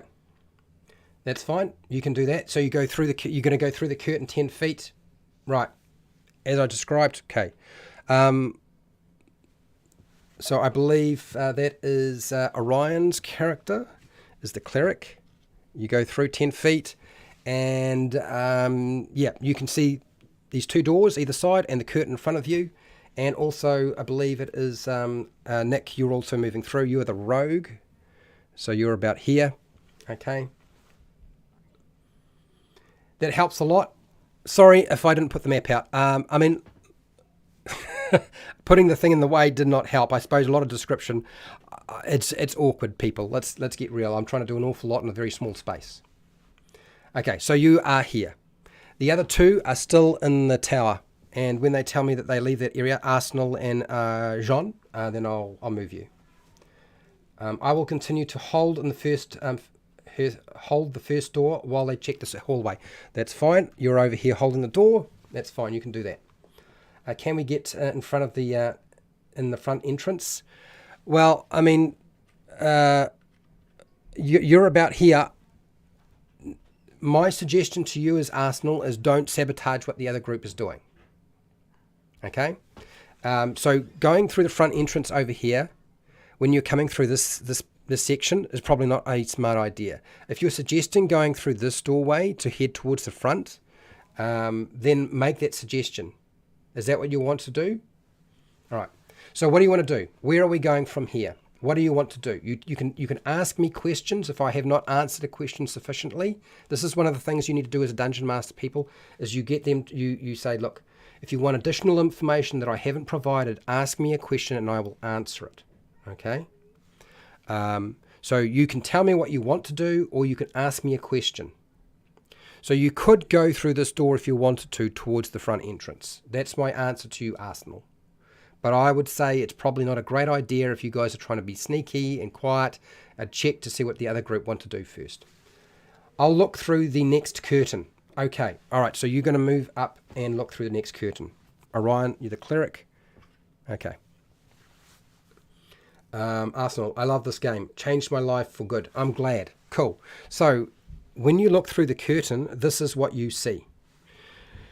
You can see that there is rubble either side of you. There is a passageway or a hall. And at the end of the hall, about 25 feet away, is a door. This is this door here. There's also the passageway then moves to the side. It looks like there might be a door there as well. They're both closed currently. Can we see elevation in the building? Where would the stairs to the east? Okay, so the stairs must have been here, but the rubble has probably covered them. Okay, there would be a hole. I'm going to say there's no roof. The whole thing is open. When it rains, they all get drenched. So yes, you could climb up the walls and go over the top of walls if you wanted to, if that's what you're trying to get at. Can we see elevation in the building? Where would stairs be? East, west. Yeah. So Nick, the staircase was probably used to be here, but you wouldn't be able to go up it now. Okay. This is when I was doing my recommendations about what you would probably find. This is where I believe the staircase probably used to be. All right. So I've described to Orion what you can see, and it's really up to you guys to decide how you proceed. You are positioned currently where I believe you said you wanted to be. As I said before, people, even if you aren't playing through with this group, you can ask questions and I will answer those questions, and that will help inform them in making decisions. Okay? Now, even though you can see everything laid out, of course, you're never going to do this with your players. Okay. You understand, Nick? Good. Cool. I'm glad. So if you are a spectator, you presenting and asking questions for the players who are helping me, this would actually assist them. Yep. They might be questions they haven't thought of. Or you could give recommendations, but only the 4 people who are running characters will actually get to do things. Okay. All right, Orion, as the rogue, I go forward to the hall and cast guidance. Okay. So you're going to go to this hall. Is that what you're after, Orion? I believe you mean you want to go through the curtain and you're going to cast guidance. I understand. If I got it wrong, Orion, is Orion as a rogue. Ask the rogue to go forward and cast guidance. So you cast guidance. So if the rogue says yes, I will do that. But I'm waiting for Dion to say. Let's make the castle ours. Okay, so what is he going to do? Okay, you go scout. You're going south. All right. So as I said, if you go south, you've got guidance on you. There are 2 doors, one to the south, one to the west. They are both closed. What would you like to do since you are currently moving forward, Nick? King Groll is going to get hurt. Well, possibly. What do you got here, John? Can I see if there's anything on high levels that looks like a room where Gundrick would be? Okay, Jean. You are playing the fighter back there, so I believe you can't see a room, but you could certainly clamber up the side of the wall to the top level. Does that make sense?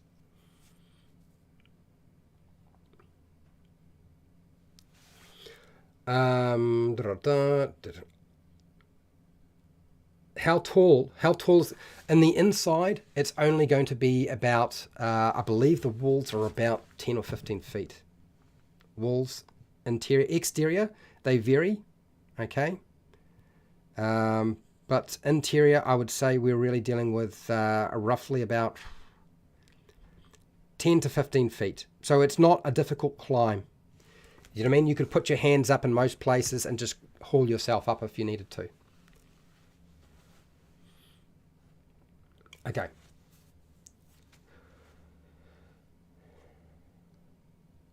So on the outside of the castle, you'll find the outer walls are anywhere from 15 feet to 10 feet to 20 feet high, depending on what part's broken away.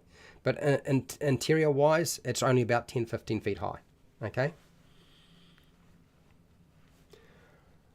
You're going to check the right side of the building for an entrance. The right side? Okay. So you're going to go down this way. That's what you want to do, Arsenal. You can open that door and have a look in there if you want. You tell me if that's what you want to do. I'll put you at that door and you'll let me know if you're wanting to go through the west door. Okay? Now remember, when you are exploring, it is always a bad idea to split the party. You guys have split yourself up quite a lot. You are spread out across 3 different rooms now. Okay? Just bear in that in mind. Can you hear something? Okay, so Nick, you want to hear something? You can hear nothing from the south door. There's no noise coming from it. What you do hear from this door here is you can hear voices. Quite a lot of voices. It's obviously quite a busy room. And I don't know if you can speak Goblin, but it sounds like Goblin dialect. You may not be able to understand what they say unless it's on your character sheet, but you can definitely tell there's probably Goblins talking. Does that make sense? Okay.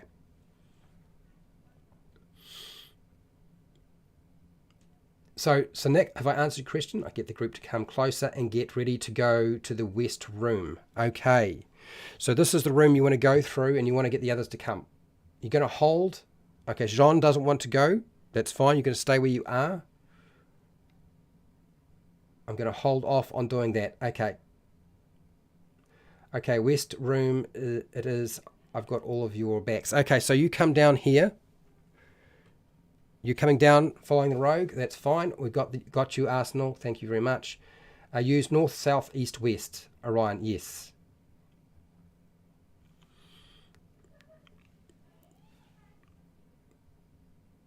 Use north, south, east, west. Yeah, I am. That's all I can sort of do is use north, south, east, west. So north is that way, south is that way, west is this way, east is that way. Okay, people. Overboard. What have you got here, Joe? If there was a movie, someone in the party would have yelled "gundren." Yeah, that would be a bad idea. You're not in a movie, okay, people. Are you in the castle? Nah. We're gonna ignore that. Is the sound gone?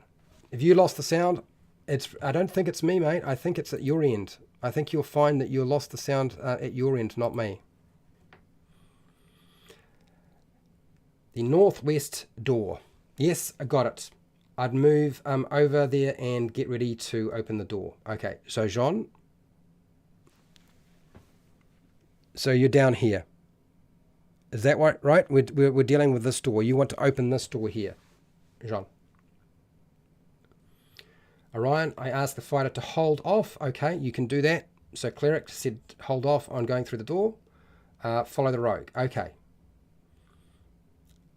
I'm going to follow the rogue too. Okay, you're following the rogue. Okay, so you're behind the rogue. Okay, all right, I'm getting it. I'm catching up, people. Got your backs. Okay, so we've got pretty much everybody in the same place now. You're in the hallway. Now you've got to decide what you're going to do. How are you going to deal with this? I feel like we're going to wind up with a battle happening very, very quickly. Sean? Okay, got it. Now I've got you all in the about the right position, I believe. You're all in the hallway. What's happening now? The rogue is in the front. I tell the party that they sound like a few goblins are in there. We should either rush in and surprise them, or avoid them, maybe block the door, or something. Yep. Okay. So Nick, being the rogue, has suggested that. I'm assuming you're doing this whispered. You can whisper, and it won't give away your position, people. Okay. I know a lot of the time dungeon masters will penalise players because they didn't say they were whispering, but it's usually how you would communicate if you were sneaking around somewhere. Do you have a metal spike or something to wedge in? Okay, trying to surprise them. That's a good point. Does anybody have an iron spike that could wedge in there? Look, if you don't have an iron spike on your character sheet and you would like to do put a wedge, an iron spike, or a piton in there, I can just say you can do that. Okay, if that's what you want to do, Jean, you can just do it. Arsenal wants to try and surprise him. You want to fight? You just want to kill them? Oh, yeah, Peter, you're not playing there. That's your suggestion. There's rocks and debris. That's right, there are rocks and debris. You can use rocks and debris and move them to there. You can move the rubble without creating too much noise to the door. Yes, you can do that. Look, you've got rocks and debris either side. So you're already set up into a chain gang already. So it's not a problem to do a chain gang and move the rocks very quietly and then stack them outside the door. So good idea, Orion. I think that's brilliant. So Jean, Orion, done. You've blocked it. Yes, Nick, you could use a dagger to jam the lock up or even the door up if you wanted to, but the rubble will probably do the job pretty well. Okay? I'm not going to make you make a stealth check for that. It's fine. So now that you've blocked that door, where would you like to proceed? Because unless, of course, there's something else you want to do. So if you want to, you can have the lock jammed with a dagger, or you can use an iron spike or a piton and jam it in there so it can't be opened easily. And you can use your rubble. That's fine. Okay, Jean, what do you got here? We should try to spike the door, and then if we were going to surprise them, control the area better. Yes, done. Okay, so Jean, Nick, fine, you can do that. So you like I said, you can jam it with a spike, your dagger, and the rubble. Okay, Arsenal, you're on board. Okay, so you are now blocking off this route. What do you want to do next, people? You tell me. This door is now blocked. I will put a dice beside it to indicate that this route is going to be very difficult to move through. Certainly. You want to go northeast, Nick. All right, northeast, which is this way, northeast. So you head back past everybody and you're going northeast. I'm assuming you're going for this door here. Correct? And you will tell me what you want to do when you get to that door. If the rest of you are following the rogue, you need to let me know. If you're doing something else, you need to let me know. Okay? Now, has anybody noticed that we've been playing the game? We have infiltrated the castle, we have done recon of the castle, we're now in the castle, and we have not actually had a fight yet. Now, either that's because that's how I'm running the game as a dungeon master, or maybe that might actually happen for you when you're running your game. Northeast, Orion is going there as well. The cleric follows. Got it.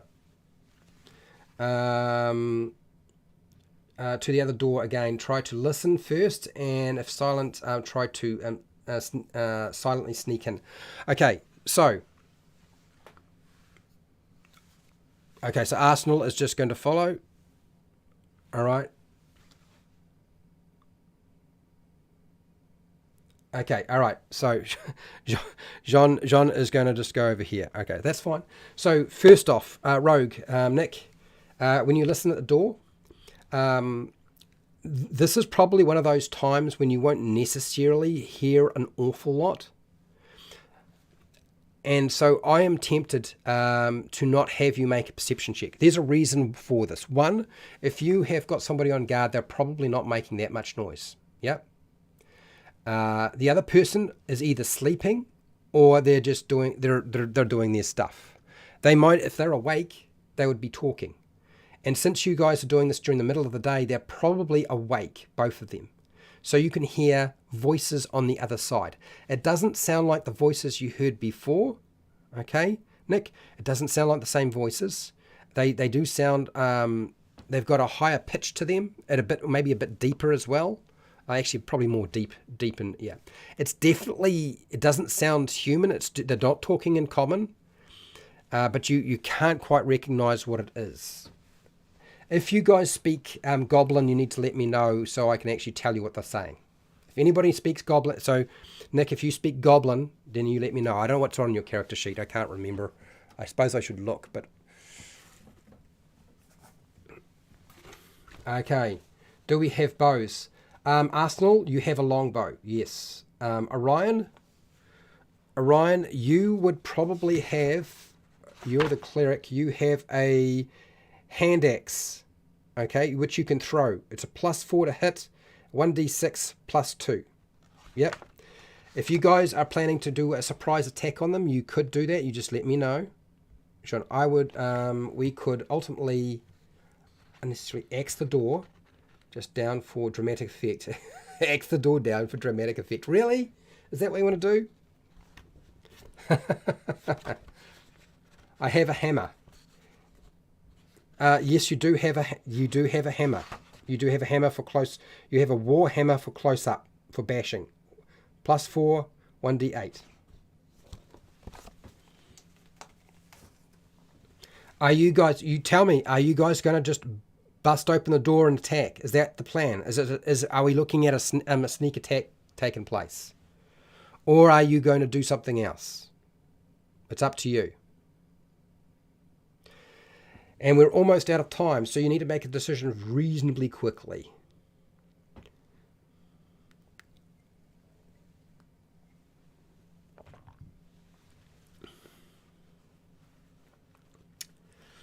I am kind of curious as to what you decide to do. I have no idea. Open the door quickly. Ah, there we go. The door opens and you see inside. There are 2 hobgoblins. You can tell the hobgoblins because they're covered in armor, and you'll probably be pretty familiar with hobgoblins. They're more a military type, these little buggers. There is a stone brazier full of coals glowing in the middle of the small barracks. There are 4 straw pallets that line up along the east wall, and the wall itself has sort of collapsed, okay? There's a barred wooden door.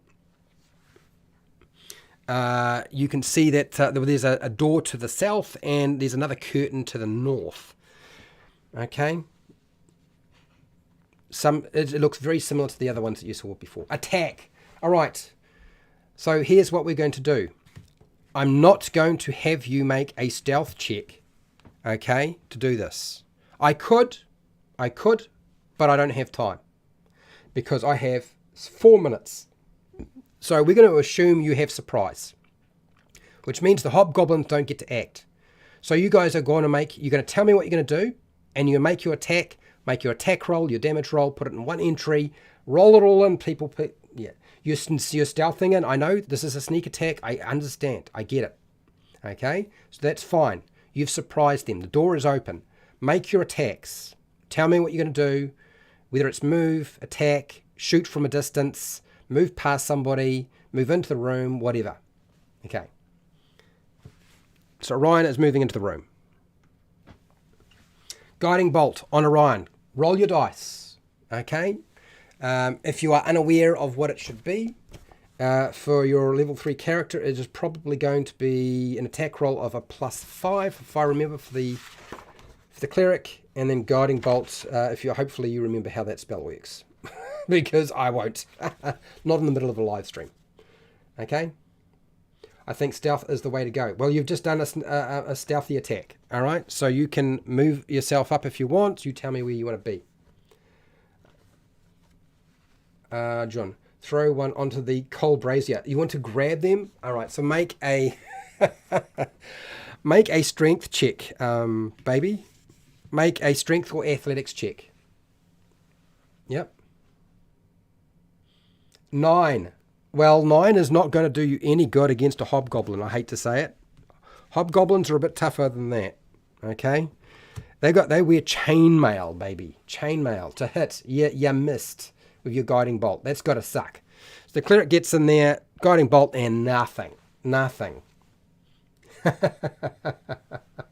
You can still move. If you want to leave the room, you can.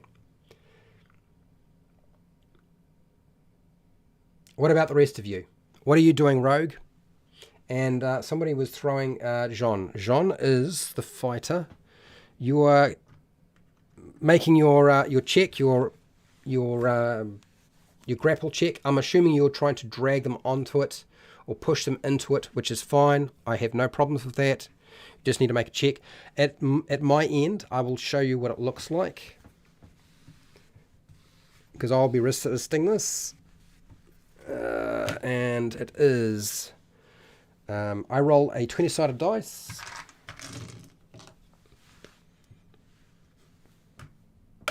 I got a 14, and I'll be adding that to my dex to resist it, which is only a +1. Ooh, it's not great.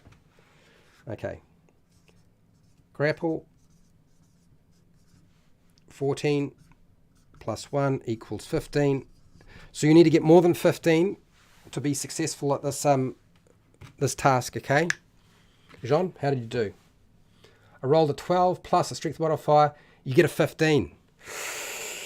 Okay, so you need to get greater than. You can't get equal to, so it's not successful. Okay, that's your action used. If you have a bonus action, you can use your bonus action. It's not. I'm not a mutant, dude. It's all at your end, baby. It's all at your end. There's something else going on at your end. You need to roll an attack, otherwise I'm going to be out of time and we sort of have to finish. What is the rogue doing? Nick, what are you doing?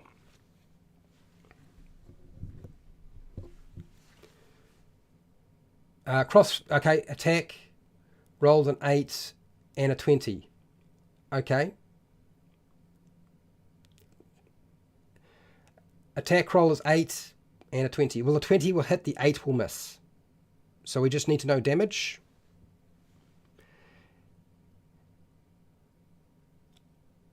I will if a third level human fighter gets one. I believe a level 3 fighter does get a bonus action, dude. And if it's not, you got second wind, which is of course no good to you, and third level, approved. You've got an action surge at level 2. That means you can do something else. You got action surge. Both Arsenal and yourself have action surge. Action surge might be the time to use. It might be the time to use it. My crit hits. Okay, you got a crit and you did that much damage. Okay.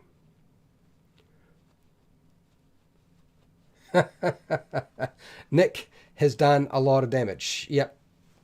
Well done. Okay, look, we're going to have to wrap it up there, people. It's been fun. And I really do appreciate everybody who took part. I don't think that the Hobgoblins are going to do too well. Like, the Hobgoblins have got 11 hit points. So one of them is dead. Is it a little bit whack with the delay? Yeah, okay, I didn't know. YouTube, that's all at YouTube's end, mate. I've got everything at my end is super powerful. So there shouldn't be a problem. So if there is a problem, it's because YouTube is stuffing things up. My internet is really fast. I've got one of the most powerful computers I could possibly find. Everything should be working super good. And it's just, if it's not, it's YouTube's fault. I apologize for that. So one of those is already dead by the rogue. There's no way that they'll survive that. They're going to be dead as a doorknob. Okay, the second one, I'm not too sure. But yes, remember, fighters, you have action surge at level 2, so you're level 3 characters, so you can do another action, right? Anything you like, another action. Yeah, not your fault, not your fault. Don't worry about it. So thank you everybody who took part. I really do appreciate it. It's been interesting how things have worked out. I don't think these hobgoblins are going to get past the surprise round. I think that they're going to be very, very dead. And as they should be, right? If you're going to get in here, you've got to get it done fast. So I just want to say thank you all to all of my patrons who have been supporting me so I can keep doing these classes. They will, of course, we'll be back next week again. And for anybody who is watching the live streams, thank you for watching my live streams. Thank you for watching the replays of the live streams and my edited videos. And wherever you are in the world, whether it be the morning, the afternoon, or the night, or the wee early morning, please look after yourself, your family, and your friends. Be nice to your neighbours. And hey, till next time, keep rolling those 20s.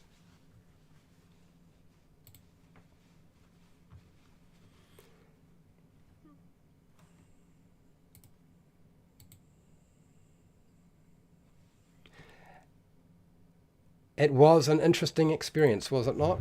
It'll be better when I can draw you in. That means I can get a camera going on both of you, or all 4 of you. It's what we're supposed to be doing. Eventually, we'll get there.